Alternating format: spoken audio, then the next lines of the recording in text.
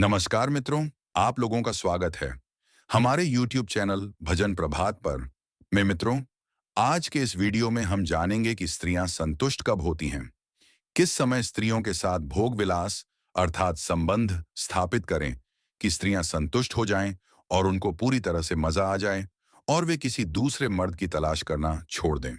मित्रों, आप लोगों ने अपने आसपास पड़ोस में या फिर आपके साथ कभी ना कभी ऐसा होते हुए देखा या सुना होगा कि फलाने धमकाने की पत्नी किसी दूसरे मर्द के साथ भाग गई, या फिर आपने यह सुना होगा कि किसी और की पत्नी किसी दूसरे मर्द के साथ पकड़ी गई।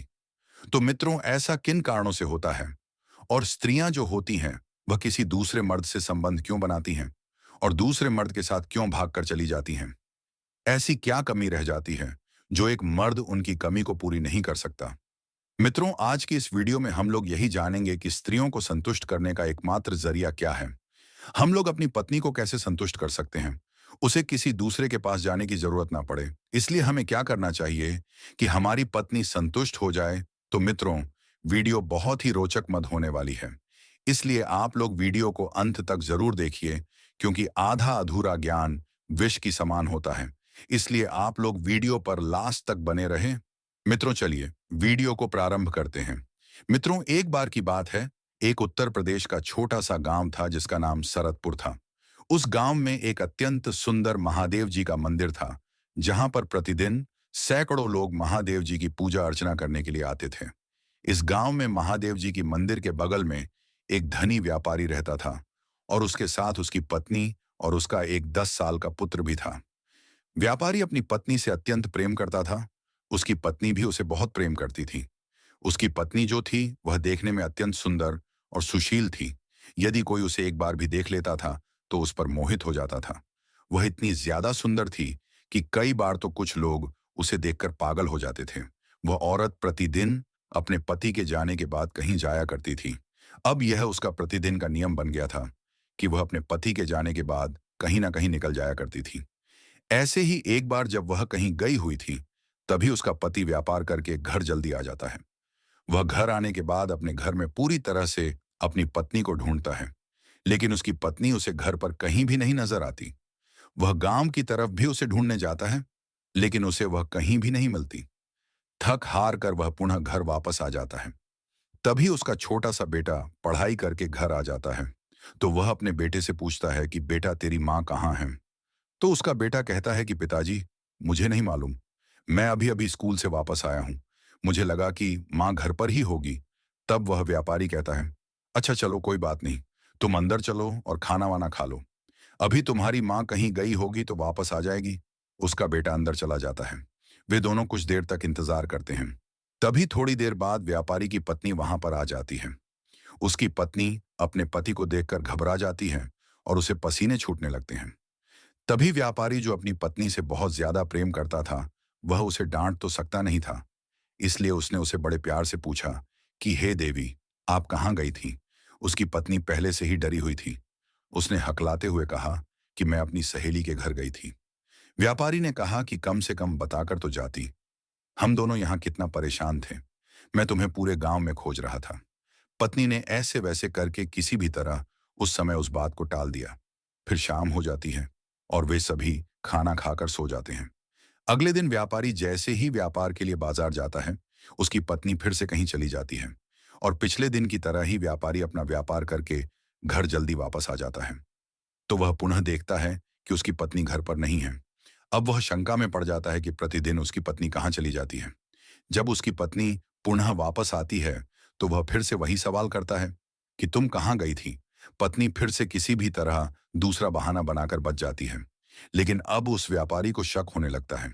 इसलिए वह व्यापारी अगले दिन व्यापार करने के बहाने घर से बाहर निकलकर एक पेड़ के पीछे छिप जाता है और अपनी पत्नी का पीछा करने के लिए तैयार हो जाता है।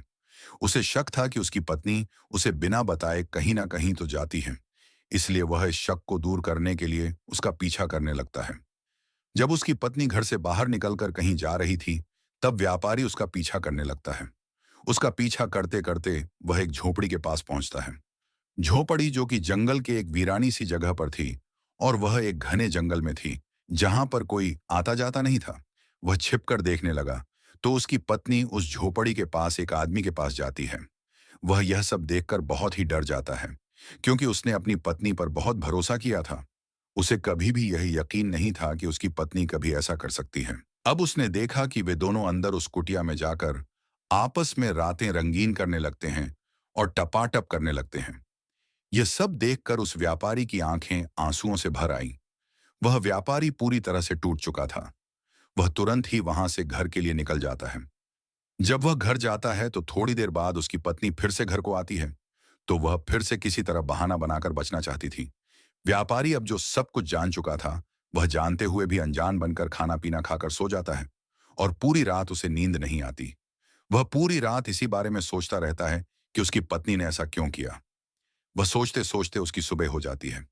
वह सुबह नहा धोकर अपने पुराने बाबा जी के पास चला जाता है। वह बाबा जी, जो कि अत्यंत ज्ञानी और जानकारी बाबा थे, उन्हें भविष्यवाणी करनी आती थी। वह व्यापारी उनके पास जाता है और उनसे रोते हुए उनको प्रणाम करता है। जैसे ही वह प्रणाम करता है, उसकी बातों को सुनकर बाबा जी जान जाते हैं कि अवश्य ही यह किसी बहुत ही बड़ी दुविधा में फंसा हुआ है। बाबा जी ने उस व्यापारी से कहा, बालक, तुम रो क्यों रहे हो? तुम्हें ऐसी क्या परेशानी हो गई है कि तुम आज इतने दिनों बाद मेरे पास आए हो? और वह भी रोते हुए व्यापारी ने अपने आंसुओं को पोंछते हुए कहा, है बाबा जी, मैं आज एक ऐसी दुविधा में फंस चुका हूं जहां से निकलना मेरे लिए बहुत ही कठिन हो रहा है। मैं आपसे उस दुविधा से निकलने का मार्ग जानने आया हूं।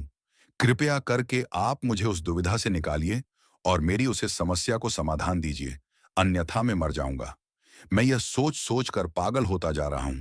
कृपया मेरी इस समस्या का समाधान कीजिए। बाबा जी ने कहा, हे बालक, तुम्हें जो भी समस्या है वह मेरे सामने उजागर करो। मैं तुम्हारी हर एक समस्या का समाधान करूंगा। कृपया करके अपनी जो भी समस्या है वह मुझे बताओ। जिस पर व्यापारी कहता है कि हे प्रभु, मैं पिछले कई दिनों से अपनी पत्नी को देखकर बहुत ही परेशान हो रहा हूं। वह प्रतिदिन जब मैं घर पर नहीं होता और मेरा बेटा जब स्कूल चला जाता है, तब वह एक जंगल में एक आदमी से मिलने जाती है और उसके साथ इस जंगल में एक कुटिया में रातें रंगीन करके और टपाटप करके अपनी शरीर की संतुष्टि करने के बाद पुनः घर को वापस आ जाती है। और जब मैं उससे पूछता हूं कि तुम कहाँ गई थी, तो वह प्रतिदिन मुझे कोई ना कोई बहाना बता देती है। हे प्रभु, कृपया आप ही मेरा मार्गदर्शन कीजिए कि मेरी पत्नी, जिसे मैं इतना ज्यादा प्यार करता हूं और वह भी मुझे इतना ज्यादा प्यार करती है, लेकिन ऐसी क्या आन पड़ी कि उसे मुझे छोड़कर किसी और पुरुष के साथ संबंध स्थापित करने की जरूरत पड़ गई और वह मुझे छोड़कर किसी अन्य पुरुष के साथ रातें रंगीन करने के लिए चली गई। मैं कल से ही इस बात को लेकर बहुत परेशान हूं। पूरी रात मुझे नींद नहीं आई। मैंने अपनी आंखों से देखा कि मेरी पत्नी मुझे बिना बताए अकेले किसी अन्य पुरुष के साथ मिलने जाती है और उसके साथ वह सब करती है जो एक पति को अपनी पत्नी के साथ करना चाहिए। हे प्रभु, मेरा मार्गदर्शन कीजिए। मुझे इस समस्या से बाहर निकालिए और मुझे बताइए कि मेरी पत्नी ऐसा क्यों करती है। कृपया करके मुझे इस प्रश्न का उत्तर दीजिए। आगे बाबा जी, जो भविष्यवाणी करते थे, उन्होंने कहा कि हे बालक, थोड़ी देर इंतजार करो। मैं अपनी त्रिकालदर्शी आंखों से देखकर बताता हूं कि तुम्हारे साथ ऐसा क्यों हो रहा है। कुछ देर ध्यान मुद्रा में जाने के बाद बाबा जी को सब कुछ ज्ञात हो गया कि उसकी पत्नी ऐसा क्यों करती थी और वह दूसरे मर्द के साथ संबंध क्यों बनाती थी। ध्यान मुद्रा से बाहर आने के बाद बाबा जी ने व्यापारी से कहा कि है बालक, मुझे ज्ञात हो गया कि तुम्हारी पत्नी ऐसा क्यों करती है। व्यापारी ने कहा कि हे प्रभु, कृपया करके आप मुझे बताइए कि मेरे साथ ऐसा मेरी पत्नी क्यों करती है और वह दूसरे मर्द के साथ क्यों चली जाती है। तब बाबा जी ने कहा कि पहले तुम मुझे यह बताओ कि क्या तुम अपने वीर्य का नाश करते थे कभी, या फिर तुम दिन भर कभी कभी अपने व्यापार में इतना मगन रहते हो कि तुम्हें घर आने में ज्यादा देर हो जाती हो। तब व्यापारी कहने लगा कि प्रभु, आप कहना क्या चाहते हैं, मेरी कुछ समझ में नहीं आ रहा। कृपया करके आप मुझे साफ साफ बताइए कि आपके कहने का क्या मतलब है, यानी कि आप कहना क्या चाहते हो। तब बाबा जी कहते हैं कि मेरे कहने का अर्थ यह है कि क्या तुमने अपने जीवन में या अपनी जवानी में अपने वीर्य का नाश किया है, मतलब कभी हस्त मैथुन वगैरह ऐसी गंदी आदतों की लत तो तुम्हें नहीं लगी थी। और क्या तुम्हारे साथ तुम्हारे व्यापार में कभी ऐसा हुआ है कि तुम्हारा व्यापार बहुत ज्यादा बढ़ गया हो और तुम उस व्यापार में इतना मग्न हो गए हो कि तुम्हें घर आने में बहुत ज्यादा देर हो जाती हो। तब वह व्यापारी बाबा जी से कहता है कि हाँ बाबा जी, मैं अपनी जवानी में बहुत ज्यादा हस्तमैथुन करता था और मेरे साथ लगभग लगभग रोज ऐसा होता है कि मैं प्रतिदिन अपने व्यापार में इतना मग्न रहता हूं कि मुझे हमेशा देरी हो जाती है। अभी 2-4 दिनों से मेरा काम बहुत जल्दी खत्म हो जाता है, इसलिए मैं घर जल्दी वापस आ जाता हूँ। अन्यथा मैं पूरा दिन 16-16 घंटे अपने काम में मग्न रहता हूँ। लेकिन मेरे हस्त मैथुन और मेरे काम से इसका क्या अर्थ निकलता है? इसका क्या मतलब है मेरी पत्नी जो दूसरे मर्द से संबंध बनाती है उससे, और मेरे हस्त मैथुन और मेरे व्यापार से क्या मतलब है? तब वे बाबा जी कहते हैं कि अभी तुम्हारी समझ में यह बात नहीं आएगी। मैं तुम्हें एक कहानी बताता हूं जो कि बहुत ही प्रचलित है। इस कहानी को सुनने के बाद तुम्हें पूरी तरह से ज्ञात हो जाएगा कि मैं कहना क्या चाह रहा हूं। तब वह व्यापारी कहता है कि हे प्रभु, कृपया करके आप उस कहानी को सुनाना आरंभ कीजिए। बाबा जी कहते हैं कि किंतु तुम्हें यह कहानी अंत तक अवश्य सुननी होगी, नहीं तो इसका दुष्परिणाम भी होता है, जो कि बहुत ही बुरा होगा। तब वह व्यापारी कहता है कि हे प्रभु, कृपया करके आप मुझे वह कहानी सुनाना आरंभ कीजिए। मैं आपको वचन देता हूं कि मैं उस कहानी को पूर्णता पूरा अवश्य सुनूंगा। तब बाबा जी कहानी को सुनाना आरंभ करते हैं और कहते हैं कि है बालक, जैसी दशा तुम्हारी है वैसी ही दशा एक बहुत प्रचलित राजा, जिसका नाम राजा राजवंत था, उसकी भी यही दशा थी। वह अपनी प्रजा के बारे में इतना सोचता था कि उसे उसकी पत्नी के बारे में याद तक नहीं रहता था। वह अपने प्रजा में इतना मग्न हो जाया करता था कि उसकी पत्नी उसका इंतजार करते करते सो जाती थी, और सुबह जब उठती तब भी उसका पति उसके साथ नहीं रहता, और सोने के बाद वह कब आता और सोने के पहले वह कब चला जाता, उसे भनक भी नहीं लगती थी। ऐसा ही चलता रहा। वह प्रतिदिन यही करता गया और उसकी पत्नी उसका यह तमाशा देख देख कर हैरान रहती थी। उसकी पत्नी जो उसे बहुत ही प्रेम करती थी, वह सदैव यही चाहती थी कि उसका जो पति है वहां जितना समय अपनी प्रजा के साथ बिताता है, इसका थोड़ा सा समय मेरे साथ भी बिताए। लेकिन राजा तो अपने कामों और प्रजा की समस्याओं में इतना उलझा रहता कि उसे समय ही नहीं मिलता कि वह अपनी पत्नी के साथ समय बिताए। एक बार की बात है, जब राजा अपनी प्रजा के हितों के बारे में किसी कारणवश अपने राज्य से किसी दूसरे राज्य के लिए जाता है, तो वह अपनी पत्नी से उसका ध्यान रखने के लिए कहता है और अपनी पत्नी से आज्ञा लेकर वहां से चला जाता है। उसकी पत्नी उसे भेजना तो नहीं चाहती थी, लेकिन वह जानती थी कि उसका पति यहाँ रहता भी है तो भी उसे देखने के लिए इसकी इजाजत चाहिए होती है, क्योंकि उसके पास इतना समय तो रहता नहीं कि वह उसके साथ समय बिताए। इसलिए वह उसे नहीं रोकती और दूसरे राज्य जाने के लिए तैयार हो जाती है। जब राजा राजवंत दूसरे राज्य के लिए रवाना होता है, तो उसके 2-4 दिनों बाद उसकी पत्नी अत्यधिक जोश में आ जाती है और वह पसीने से पूरी तरह भीग जाती है। वह अपने जांघों को सहलाने लगती है और अपने पूरे बदन को हाथों द्वारा सहलाती हुई अपनी बेड पर लेट जाती है। वह इतनी गर्म हो चुकी थी कि उसे अब पूर्ण संतुष्टि चाहिए होती है। तभी वहां पर एक राज दरबारी, जो कि रानी को खाने के लिए बुलाने आता है, वह देखता है कि रानी अपने बिस्तर पर पसीने से लथपथ अपने पूरे बदन को सहला रही है और अपने कपड़ों को इधर उधर फेंक रही है। वह अर्धनंगी हो चुकी थी।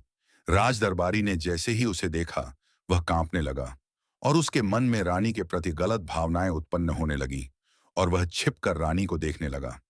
वह राज दरबारी भी अब धीरे धीरे जोश में आने लगा और राज दरबारी जो था, वह रानी की ऐसी हालत को देखकर मजे लेने लगा। अचानक जब रानी उठी और अपने बदन को सहलाती हुई अपने जांघों के बीच हाथ फेर रही थी, तभी उसने देखा कि राज दरबारी उसे छुप छुप कर देख रहा है। रानी ने तुरंत ही अपने पूरे बदन को ढक लिया और राज दरबारी को डांटते हुए अपने पास बुलाती है और उसे खूब डांटने लगती है। रानी जो किया पूरी तरह जोश में थी और उसको संतुष्ट करने के लिए कोई मर्द चाहिए था। वह चाहती थी कि किसी तरह वह राज दरबारी उसके पास आ जाए। वह डांटते हुए उसे अपने पास बुला लेती है और उसे अपने साथ संभोग विलास करने का प्रस्ताव रखती है। राज दरबारी जो अभी तक छिप छिप कर यह दृश्य देख रहा था, वह पूरी तरह से डरा हुआ था। वह यह सोच रहा था कि मैं अपने ही राज्य की रानी के साथ यह भोग विलास कैसे करूं। तभी रानी ने उससे कहा कि यदि तुम मेरे साथ संभोग विलास करोगे तो मैं तुम्हें सैकड़ों स्वर्ण मुद्राएं दूंगी, और जब जब मेरा भोग विलास करने का मन होगा तब तब मैं तुम्हारे साथ वह विलास करने के लिए कहूंगी, और तुम जब जब मेरे साथ भोग विलास करोगे मैं तुम्हें ऐसे ही स्वर्ण मुद्राएं देती रहूंगी। राज दरबारी अब स्वर्ण मुद्राओं की लालच में और इतनी खूबसूरत रानी के साथ भोग विलास करने के लिए वह तैयार हो गया। दोनों ने मन भरकर भोग विलास किया और उसके बाद जैसे ही रानी संतुष्ट हो गई, उसने राज दरबारी को स्वर्ण मुद्राएं दी और उससे बोली कि यदि तुमने किसी से भी यह बात बताई तो मैं तुम्हारी जान ले लूंगी। राज दरबारी डर कर हाँ में सर हिलाकर वहां से चला गया। ऐसा ही कुछ दिनों तक चलता रहा। जब राजा राजवंत कुछ दिनों बाद अपने राज्य वापस आया, तब उसने देखा कि उसकी पत्नी जो है वह अब गर्भवती हो चुकी है। यह देखकर वह अचंभव में पड़ गया। उसने सोचा कि मैं जब कुछ महीनों से यहां था ही नहीं, तो मेरी पत्नी गर्भवती कैसे हो गई। उसने अपनी पत्नी को अपने कमरे में बुलाया और उसे डांटते हुए पूछा कि यह बच्चा किसका है। मैं तो कुछ महीनों से यहां पर था ही नहीं, तो तुम गर्भवती कैसे हो गई।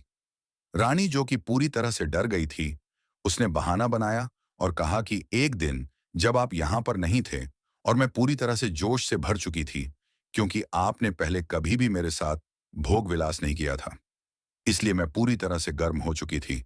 और जब मैं गर्म हो चुकी थी और मैं पूरी तरह से जोश से भरी हुई थी, तब मुझे यह सब करते हुए एक राज दरबारी ने देख लिया था और उसने मेरे साथ जबरदस्ती करते हुए ये सब किया और मैं गर्भवती हो गई। ऐसा सुनते ही राजा पूरी तरह से गुस्से में आग बबूला हो गया। उसने तुरंत ही उस राज दरबारी को अपने पास बुलाया और उसे फांसी की सजा सुना दी। अब राजा अपनी प्रजा में जितना ध्यान देता, उसमें से समय निकालकर अपनी पत्नी के साथ समय व्यतीत करता और उसकी इच्छाओं को पूरा करता। और जब जब उसे संभोग या विलास करने का मन हो, तब वह उसके साथ संभोग करके उसकी इच्छा को पूरी करता। आगे बाबा जी कहते हैं कि है बालक, क्या अब तुम्हें पता चल गया कि तुम्हारी पत्नी किसी और पुरुष के साथ संभोग क्यों करती है, और वह किसी अन्य पुरुष के साथ रातें रंगीन करने के लिए प्रतिदिन तुम्हें छोड़कर किसी और पुरुष के पास क्यों जाती है। तब वह व्यापारी कहता है कि हे प्रभु, मुझे अभी भी नहीं समझ में आया कि मेरे साथ मेरी पत्नी ऐसा क्यों करती है। कृपया करके आप मेरी इस बात को खुलकर बताइए, ताकि मैं यह समझ सकूं कि मेरी पत्नी प्रतिदिन मुझे छोड़कर किसी अन्य पुरुष के साथ भोग विलास करने के लिए क्यों जाती है। यहां तक कि मेरी पत्नी का एक बच्चा है, फिर भी वह किसी अन्य पुरुष के साथ भोग विलास करने के लिए जाती है। तब बाबा जी कहते हैं कि हे बालक, तुम्हें अभी तक ज्ञात नहीं हुआ, तो चलिए मैं तुम्हें बताता हूं कि तुम्हारी पत्नी ऐसा क्यों करती है और दूसरे पति के साथ संबंध क्यों बनाती है। तो बात यह है कि तुम जब पूरी तरह से अपने काम में विलुप्त हो जाते हो और पूरा दिन काम करते करते थक जाते हो और थकने के बाद खाना पीना खाकर सो जाते हो, और यह तुम प्रतिदिन करते हो, तो तुम्हारी पत्नी जब संभोग करना चाहती है, तब तुम सोते रहते हो और सुबह उठकर फिर से अपने काम पर चले जाते हो। यही दिनचर्या तुम्हारी प्रतिदिन की लगी रहती है। तुम्हारी पत्नी जो है वह यह सब प्रतिदिन देखती रहती है। और जब तुमने पिछली बार उसके साथ संभोग किया था, तब तुम्हारा बच्चा हुआ था और यह बच्चा अब 10 साल का हो चुका है। सोचो, तुमने पिछले 10 सालों से अपनी पत्नी के साथ संभोग नहीं किया, अपने काम के पीछे इतने दीवाने थे कि तुमने अपनी पत्नी के साथ भी संभोग नहीं किया। और यदि तुमने बीच में संभोग किया भी होगा, तो तुम अपनी जवानी में जितना हस्त मैथुन करते थे, उससे तुम्हारा वीर्य इतना ज्यादा नाश हो गया है कि तुम्हारे साथ संभोग करने पर भी उसे संतुष्टि नहीं मिलती है। और जब तुम्हारी पत्नी को संतुष्टि नहीं मिलती, तो वह तड़पने लगती है और जोश में आ जाती है। जोश में आने के बाद जब उसे तुम नहीं मिलते, तो उसे किसी और पुरुष के साथ संबंध बनाना ही पड़ता है। जब एक बार ऐसा हुआ, तब तुम्हारी पत्नी ने किसी पुरुष के साथ संबंध बना लिया और यह सिलसिला अब उसके साथ हमेशा चलता रहता है। जब जब उसे ऐसा लगता है कि उसे संभोग करना है, तब वह तुम्हारी बजाय उस पुरुष के पास जाती है और संभोग विलास करती है। तो अब तुम्हें पता चल गया होगा कि तुम्हारी पत्नी तुम्हें छोड़कर प्रतिदिन दूसरे मर्द के साथ संबंध बनाने क्यों जाया करती है। अब तुम यह जान लो कि तुम्हें क्या करना होगा कि तुम्हें तुम्हारी पत्नी छोड़कर किसी अन्य पुरुष के पास न जाए। तो तुम यह जान लो कि अब से तुम्हें हस्त मैथुन करना एकदम से छोड़ देना होगा। यदि तुम्हें ऐसा करने की इच्छा होती है, तो तुम अपनी पत्नी के पास जाओ और उसे संभोग करने के लिए बोलो। यदि वह भी जोश में होगी, तो तुम्हारे साथ संभोग कर लेगी और उसे भी संतुष्टि मिलेगी और साथ में तुम्हें भी संतुष्टि मिल जाएगी। और दूसरी बात यह है कि तुम अपने काम में इतना ज्यादा मग्न मत रहा करो कि तुम्हारी पत्नी को किसी अन्य पुरुष के पास जाना पड़े और उसके साथ संबंध स्थापित करना पड़े।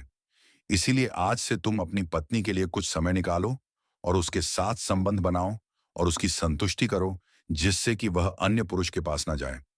मेरे ख्याल से अब तुम्हारे दिमाग में यह बात आ गई होगी कि अब तुम्हें क्या करना है, जिससे कि तुम्हारी पत्नी तुमसे दूर न जाए। तब व्यापारी कहता है कि जी प्रभु, अब मुझे पता चल चुका है कि मुझे क्या करना होगा और मुझे मेरी गलती का एहसास हो गया है। अब से मैं आपके इसी मार्गदर्शन पर अटल रहूंगा और मैं अपनी पत्नी के लिए समय निकालकर उसे सुख प्रदान करूंगा और मैं उसके साथ समय-समय पर संबंध स्थापित करके संभोग विलास करता रहूंगा।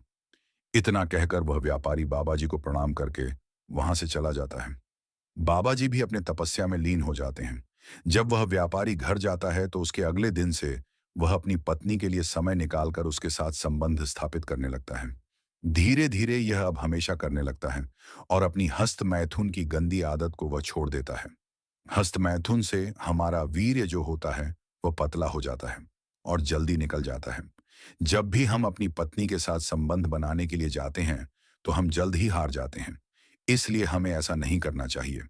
अब से वह व्यापारी अपनी पत्नी के साथ प्रतिदिन जब भी उसकी पत्नी की इच्छा होती वह भोग विलास करता और दोनों ही अब सुखी जीवन व्यतीत करने लगे।